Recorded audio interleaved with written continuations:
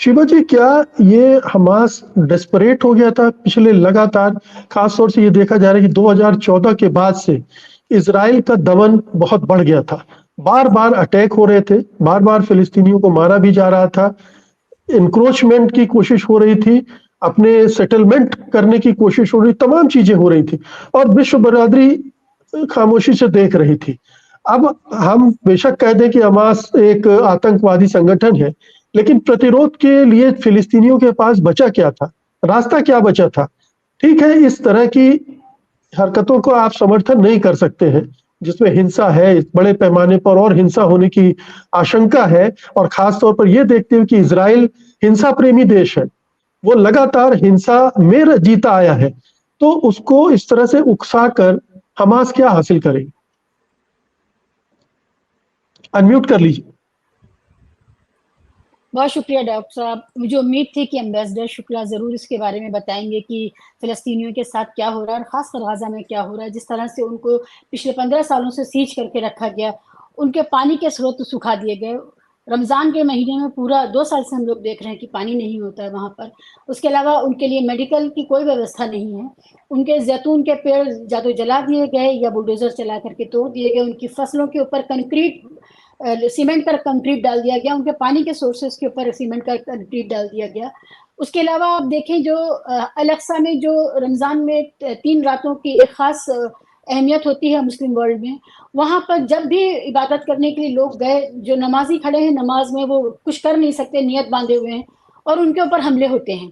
तो ये सारी चीज़ें इस तरह की हो रही थी और अब्राहम अकॉर्ड के बाद फ़लस्तीनियों के पास उम्मीद की कोई किरण नहीं बची है, क्योंकि अब्राहम अकॉर्ड में किसी भी तरह का पीस, किसी भी तरह की रिलीफ या किसी भी तरह का, अगर हम कहें कि ह्यूमन राइट्स और जस्टिस का सवाल को नहीं देखा गया। सिर्फ ये देखा गया कि ये 2 मुल्क जो हैं ये आपस में नॉर्मलाइज़ करेंगे सिचुएशन को और ट्रेड और बाकी चीज़ों में आगे बढ़ेंगे।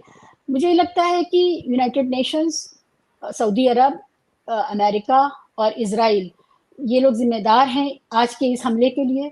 मुझे कहने में कोई गुरेज़ नहीं है कि ये कोई समझदारी भरी बात नहीं है। नुकसान कमज़ोर का ही हमेशा होता है। कमज़ोर का गुस्सा, शर्मिंदगी और नदामत पे ही ख़त्म होता है, ये हम जानते हैं। लेकिन वो इतना ज़्यादा कॉर्नर कर दिए गए हैं कि अगर वो एक असॉल्ट करके नहीं मरते, तो वो वैसे भी मर ही रहे हैं। खड़े-खड़े इज़राइल के लोग, सेटलर्स जिनको आप कहते हैं, एक तो मकान बनाए जा रहे हैं तो एक बात है, लेकिन बसे-बसाए घर में जाते हैं, घंटी बजाते हैं, उनसे कहते हैं अब आप निकल जाइए। जिस हालत में, अगर आपके चूल्हे पर खाना चढ़ा हुआ है तो वो चढ़ा रहेगा, आप इसी हालत में निकल जाइए और आज से ये घर मेरा है।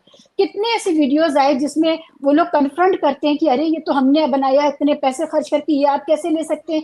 तो वो कहते हैं हम नहीं लेंगे तो कोई और आकर के ले लेगा, हमें पसंद आ गया, हम ले रहे हैं।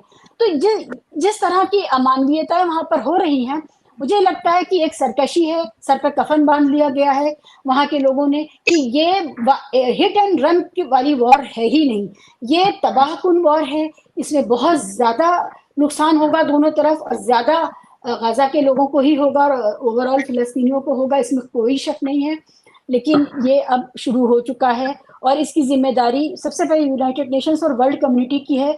आप इतना गिल्ट फ्री नहीं रह सकते, आपको ये मानना पड़ेगा कि आपने हर साल पिछले बार हम लोग जब लॉकडाउन में थे, आपको याद होगा, रूफ नॉकिंग अटैक्स कर रहा था इज़राइल गाज़ा पर और किस तरह से उनकी बड़ी-बड़ी बिल्डिंगों पर ऊपर से नॉक करके नीचे तक मिसाइल जाता था और पूरी बीच से फाड़ हो जाती थी और ये लॉकडाउन के टाइम पर हो रहा था। तो बहुत सारी ऐसी चीज़ें थी, तो शायद सब्र की एक सीमा होती है, वो उन्होंने क्रॉस की। बेहद अफ़सोसनाक है, ख़ासकर म्यूटिलेशन ऑफ बॉडीज़ की बात है और एक महिला के शरीर को छत-विछत किया गया, वो बहुत अफ़सोसनाक है।